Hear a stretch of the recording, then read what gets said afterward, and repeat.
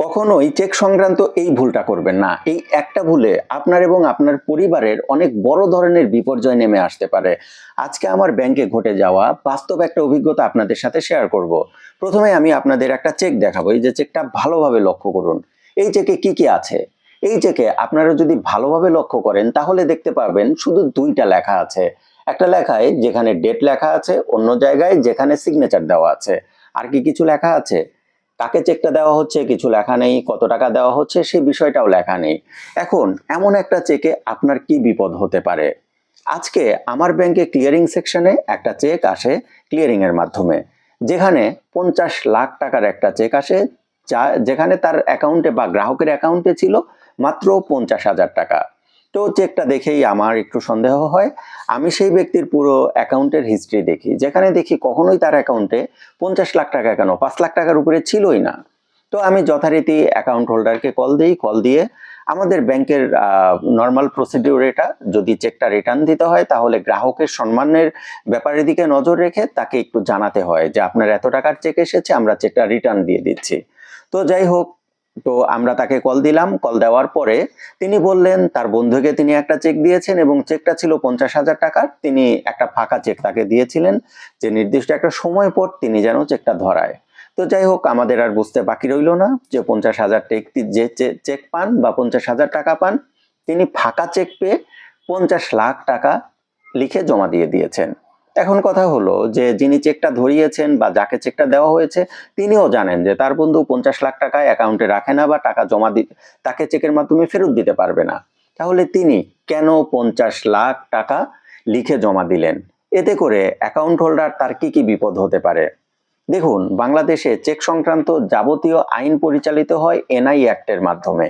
এই NI অ্যাক্টের 138 number ধারায় উল্লেখ আছে, যদি কখনো ব্যাংকে গিয়ে কিছু কারণ আছে, যেমন ইনসাফিসিয়েন্ট ফান্ড, যদি গ্রাহকের অ্যাকাউন্টে টাকা না থাকে, যদি অ্যাকাউন্ট ক্লোজ হয়ে যায়, অথবা এই চেকের মালিক যিনি তিনি যদি পেমেন্ট স্টপ করে রাখেন, তাহলে এনআই অ্যাক্টের 138 নাম্বার ধারা অনুযায়ী যিনি টাকা প্রাপ্য হন তিনি মামলা করতে পারবেন এবং টাকা দাবি করতে পারবেন।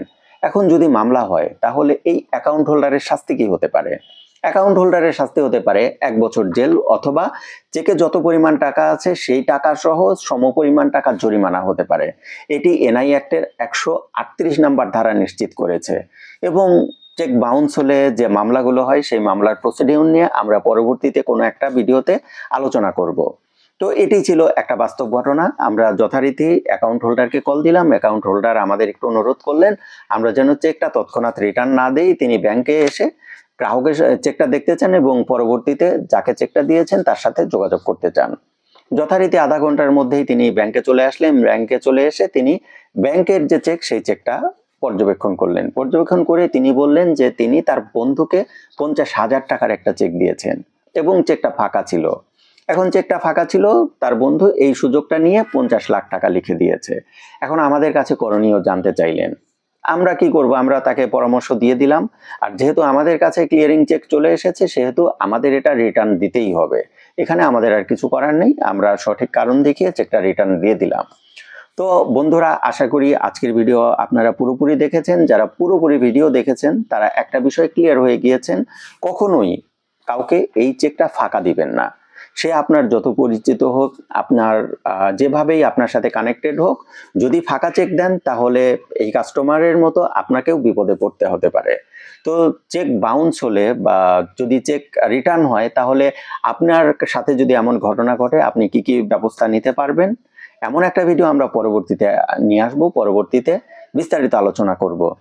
তো বন্ধুরা, আশা করি বুঝতে পেরেছেন এবং এই ভিডিও থেকে আপনারা যদি নতুন কিছু শিখে থাকেন, নতুন কোনো উপকার পেয়ে থাকেন, তাহলে অবশ্যই কমেন্ট করে জানাবেন। আর নতুন কোনো তথ্য যদি জানার দরকার পড়ে ব্যাংকিং, ফাইন্যান্স, অর্থনীতি নিয়ে, তাহলে সেটি অবশ্যই কমেন্ট করে জানাবেন। আজকে এই পর্যন্তই। সবাই ভালো থাকবেন। আসসালামু আলাইকুম।